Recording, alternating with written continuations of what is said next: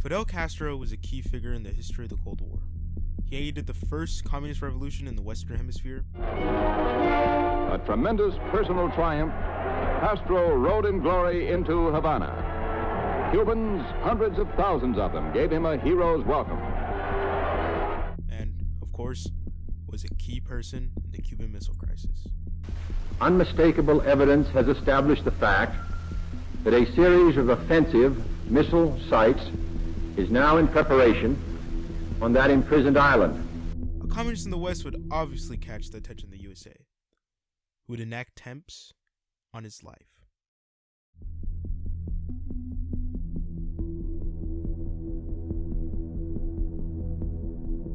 I'm gonna keep it $1.50. This video was supposed to cover a variety of assassination attempts on Fidel Castro, such as the attempt using the exploded cigar and whatnot. But I started to research more into this topic.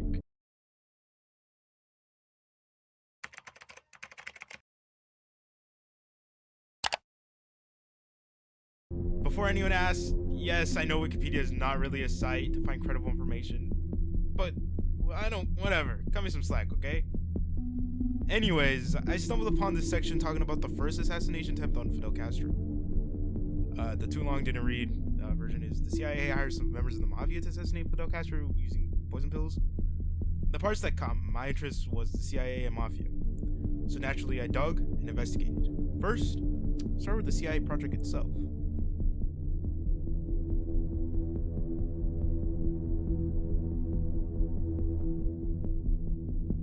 In 1961, the Zur Rifle Project was a CIA conspiracy to assassinate Fidel Castro. The project was given to CIA agent William Harvey, who rounded up CIA employee David Sanchez Morales, and a contact, Robert Mayhew. For our story, we'll be focusing on Robert Mayhew, because you see, Mayhew was an ordinary contact. He was close friends with Johnny Roselli, a member of the Mafia, who looked somewhat similar to D.B. Cooper. Coincidence? Duh. Mayhew was essentially the middleman for CIA and Mafia dealings. You might be wondering, why would the Mafia, a crime organization, team up with the CIA? And to that I answer with, gambling. In short, Castro banned casinos in Cuba, and would you know it, but the Mafia had major investments in them. With the common enemy, the CIA was able to hire infamous mobsters Sam Gianca and Santo Traficante Jr. At this point in the story, another CIA agent was also part of the conspiracy, named James Big Jim O'Connell, who was tasked to meet up with the mobsters and give them specially crafted poison pills, CIA verified. These pills were to be slipped into Fidel Castro's food by the assassin, who would sadly get cold feet. And you may be wondering, who is this assassin? And if you aren't, well, why aren't you? Anyways, the assassin was Juan Orta. And Orta was pretty much nobody, only he was the office chief director of the Prime Minister Castro. Even with such a big title, he's still a nobody, because not much is known about him besides a sketch website and an official government document. Even after Orta was out, the project then turned to another assassin, Tony de Verona. But sadly, his attempt didn't go anywhere either. And it's also debated in the official document if his attempt even ever occurred. But hey, it's a good finale to the story, right? Or so I thought. Oh man, I dug pretty deep into this project and found some interesting connections. And its aftermath. Oh my goodness, look at the segue!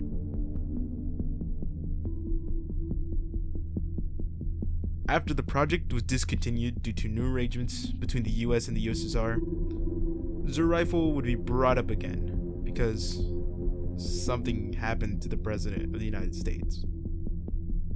Anyhow, the Church Committee investigated the Zur Rifle project and interviewed several people connected to the project. One of the interviewees being our good old friend, Johnny Roselli, except older and with cool shades. Roselli would testify his, and the other mob members' role in the project, and get ready for this, because even I wasn't ready for this. Get ready.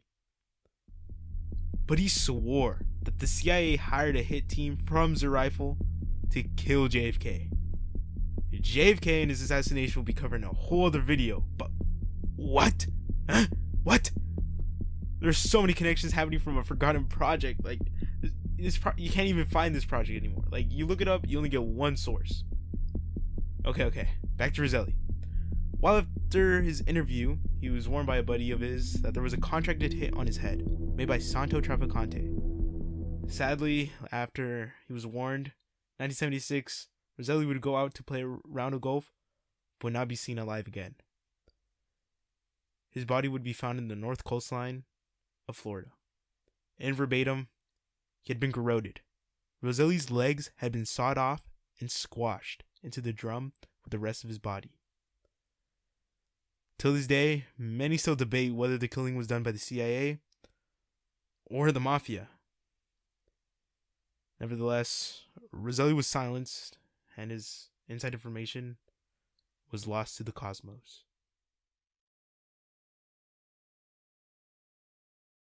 That'll do on this subject of Fidel Castro's assassination. If you enjoyed this video, I'd appreciate if you gave this video a like, or even if you didn't like the video, I would also appreciate some constructive criticism. I don't want to be mean, but, helpful, whatever.